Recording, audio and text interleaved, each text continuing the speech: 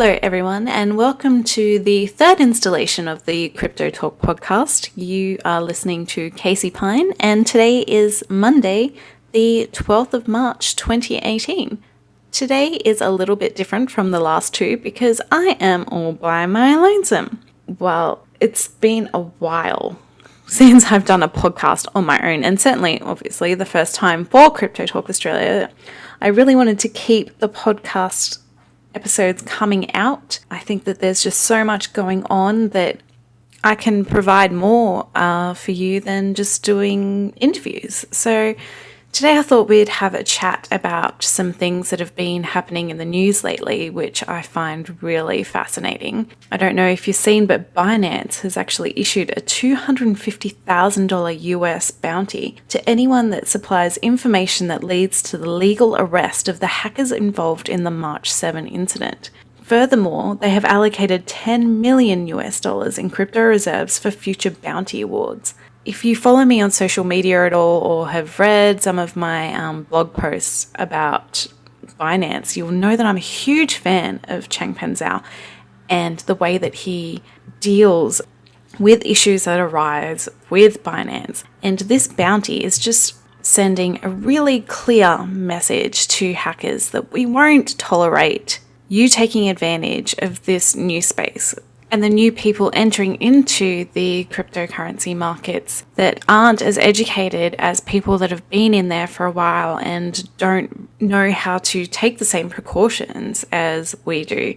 Bravo, Changpeng Zhao. Again, just another thing that you have handled really, really well. And I think that he is just solidifying Binance's legacy as a fantastic exchange, one of the most trusted exchanges that is currently out there. It's all so new and other exchanges can learn a real lot from him, and I hope they're paying attention. The second news article I wanted to talk about is a first for blockchain technology, and something that no doubt we will definitely see more of in the future is the first blockchain-powered presidential vote. According to Futurism.com, on March 7, 2018, blockchain startup Agora oversaw the results of Sierra Leone's presidential election, marking the first use of the technology in this capacity. This is really exciting, and well done, Agora, for managing to even get into this space. It had to start somewhere, and Sierra Leone, if you don't know of it, it is a country in West Africa that, according to Futurism.com, has a history of violence surrounding elections, with several incidences reported in the days prior to 2018's presidential election. The nation's government is also more corrupt than most, so the small West African country served as an appropriate testing ground for a technology designed to increase fairness in the election process. This technology is obviously very much in its infancy, but it's fantastic to see startups taking control and managing to find a space as a testing ground for the development of such world-changing technologies. Agora said that they produced results 2 hours quicker than the election officials. Although the aim is not necessarily to be quicker, obviously that's a bonus, but it's to have a system where every vote is accounted for and you can see tampering. They didn't use a permissionless blockchain. They used what is called a permissioned blockchain. So it's not a public blockchain like you see with Bitcoin and the likes.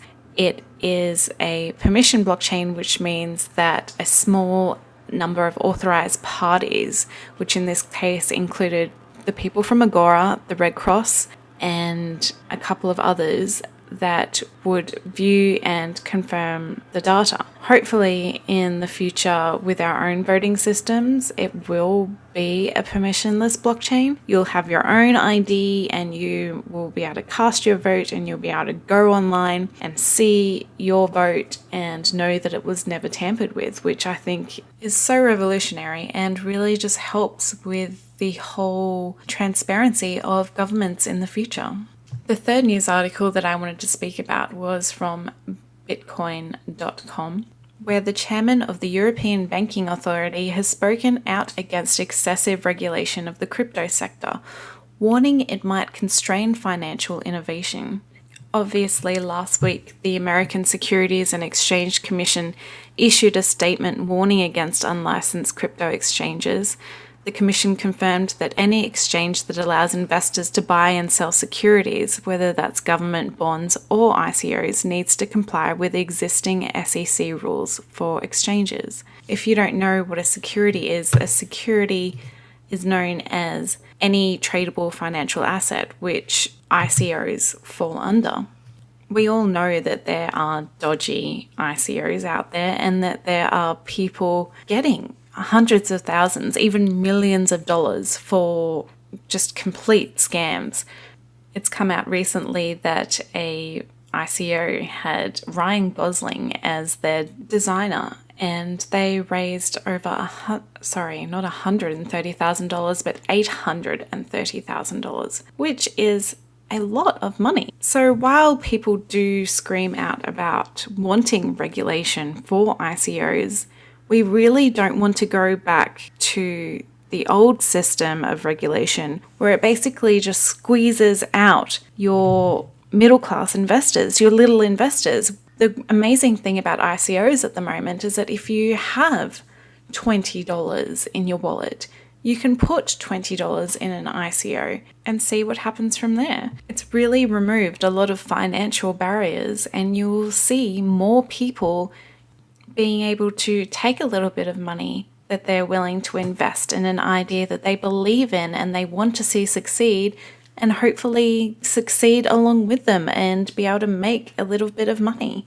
It really removes so many barriers to who can invest. It's not just your older rich white man club anymore. It really has leveled the playing field, and I just think that that is fantastic. Everybody should be able to take advantage of investments and being able to look into ideas. So you've got a whole bunch of people that are brand new to the market and can come in. And I know that many people are screaming for regulation to protect the uneducated investor. But I really do believe that this thing is something that can work itself out.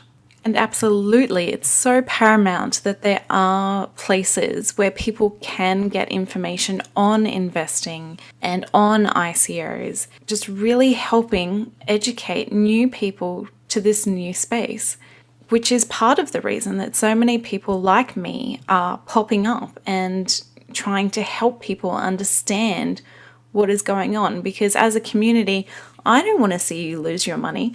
I don't want to lose my money. I've made mistakes in the past. I've actually not managed yet to invest in a dodgy ICO, thank goodness. At least none of them have proved to be dodgy yet. But as a community, the cryptocurrency community, I really believe that there is a sense that we can look out for each other and we can put enough information out there to help your everyday investor that is new to investing without being pushed out by regulators.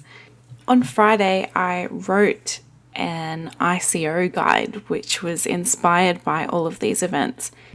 And it's not your average ICO guide by way of an ICO guide for investors. I wrote this specifically to target people who are launching initial coin offerings. I've only done 2 episodes of Crypto Talk podcast, and I'm loving it so much and getting so much support and having so many ICOs come into my email saying, please, can you have me on the show? I'd love to promote my ICO. And I will look at these ICOs and it's just not right. I know that these are probably great people who mean well and they may not be scams. In fact, I think that they're not scams. They're just people, Australian entrepreneurs in the space that believe that they can contribute to this technology while it's in its infancy. But we really need to demand more of our ICOs. Not only do we need to educate people who are new to the space on the psychology of investing and due diligence and risk management, but we also really need to start saying to people who have initial coin offerings that these are the rules that you, or not rules, but this is a guide to help you do right by your idea and your product that you need an ICO for, and also do right for the cryptocurrency community as a whole. The first point I make in my guide is to keep it simple. You are not selling an online course or a service, you're selling your idea. I see so many ICOs, not just in Australia, but the ones that I've come across lately have been Australian. They're really adhering to old marketing rules from completely different sectors. I'm also a marketer, and I adhere to this one specific rule that I'm seeing them apply to their ICO, and that is add value. When I was in marketing school, it's just like add value, add value. You want to be able to give $100,000 worth of value for only $10,000.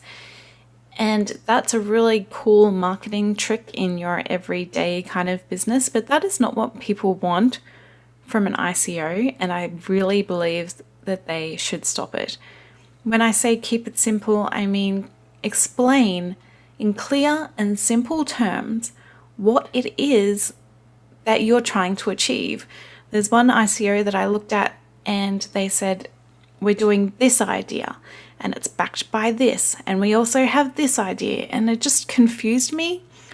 I think that they were trying to be too much, and all I could see was that in trying to be too much, they weren't being anything of value to me that I would actually invest in. Why would I give my money to someone that's trying to be a jack of all trades when I could give my money to someone who's trying to do one thing really well?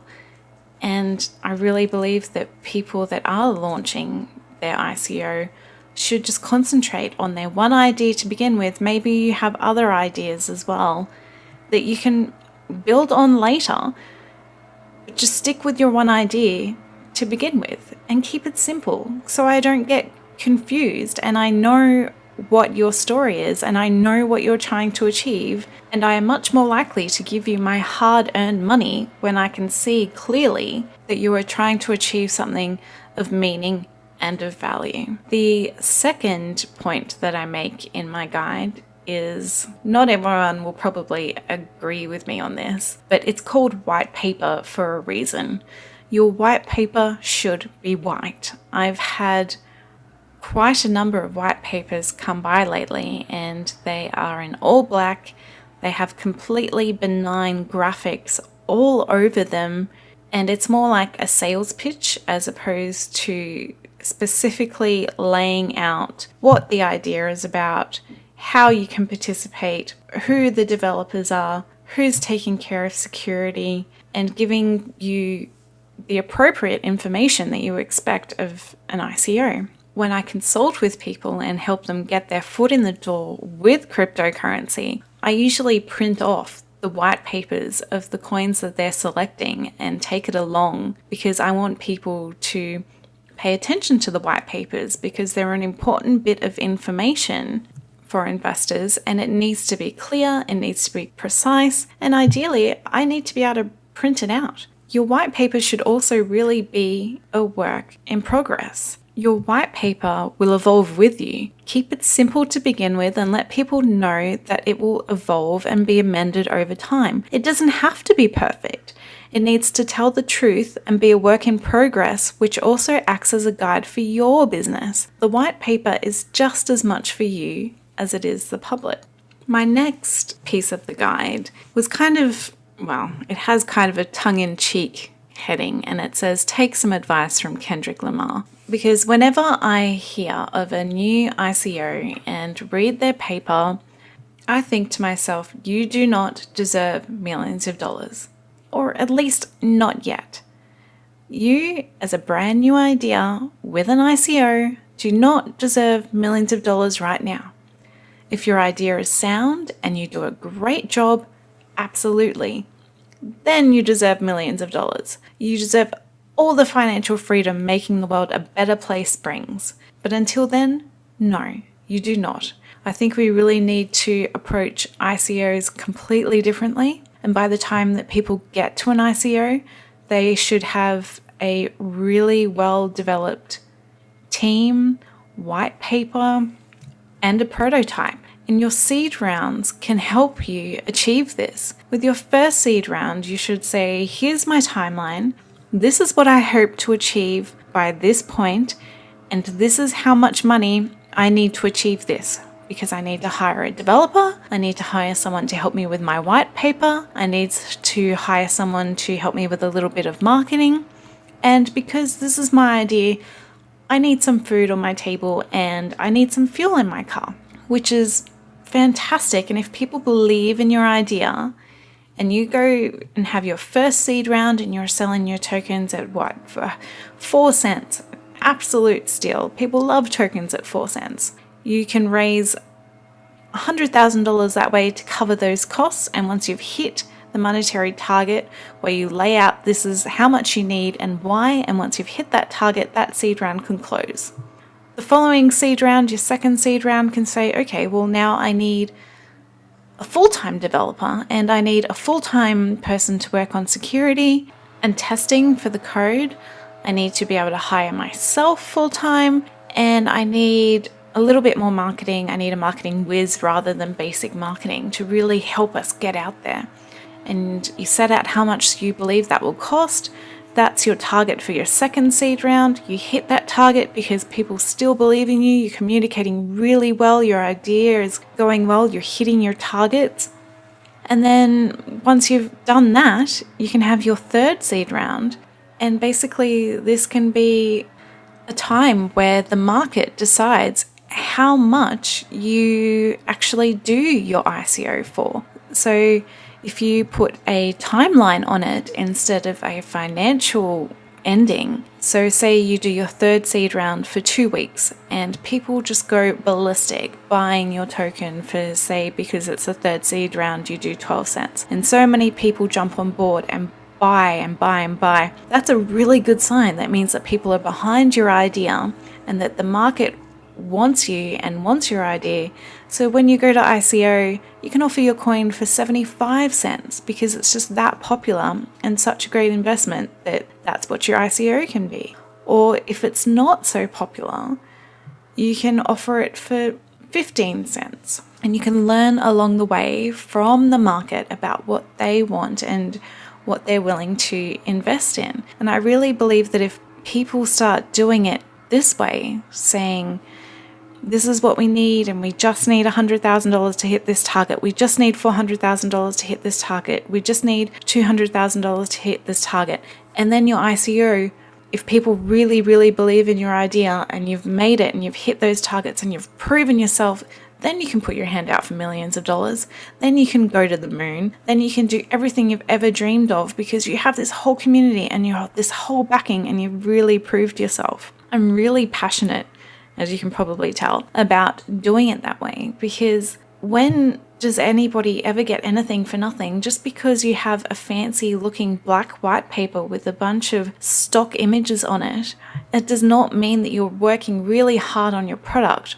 And when you just stick your hand out and say, this is what I'm doing, I need money, not saying how much money, not giving the transparency that investors deserve, I really think that a lot of ICOs are going about it the completely wrong way. And we need to start demanding more of our ICOs or people that are having ICOs and saying, well, what are you doing to earn this money? What targets have you hit? What communication are you doing? Do you have someone like Changpeng Zhao at the helm and taking control and taking responsibility?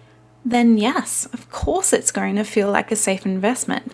Speaking of someone at the helm, that will bring me on to my next part of the guide, and that is everybody needs a face. The time of nameless, faceless, money-grabbing, unaccountable corporations is up. You need an active, engaging, and passionate face at the helm to keep your investors in the loop and allow you to get a strong foothold of trust in your area. When you think of Vitalik Buterin from Ethereum, and his communication is fantastic. Like I said before, Changpeng Zhao of Binance, another amazing role model. Neither of them are stellar marketers. They're not George Clooney-esque worker room socialites. they're themselves, they're passionate, they love what they're doing, and they really want you on board because they want you to help support their idea.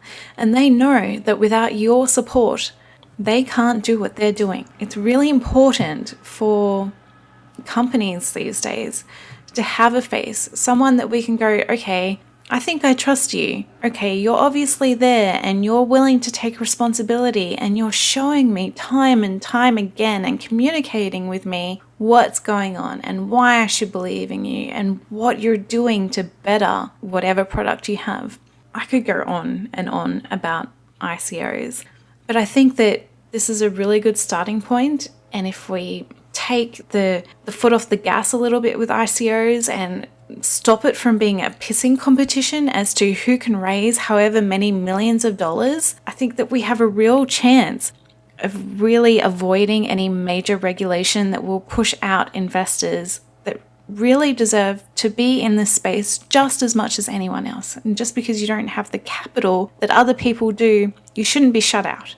Everybody has a bit of spare money somewhere. And if you're willing to use that on an investment, if you've read The Richest Man in Babylon like most of us have, then you deserve to be in a space that helps you get ahead. We all want financial freedom. We all love the idea of financial freedom and know how important money is in this day and age. And I think that we all really do deserve the chance. So if we demand honesty and integrity from our ICOs, I really do believe that we will be okay because we all will look out for each other and we all want to see each other succeed. And that is part of why cryptocurrency and blockchain technology is really bringing people together, and I personally love it. And obviously really do believe in the democratization of money and believe in people having a chance at investing because it's great fun. On that note, I believe I will leave this podcast here. And if you have any questions from the show, I'll put all of the links to the news stories that I covered in the description. I'll also put my ICO guide there, which I go into a little bit more detail and give a few more examples and ideas when it comes to what we should come to expect from ICOs.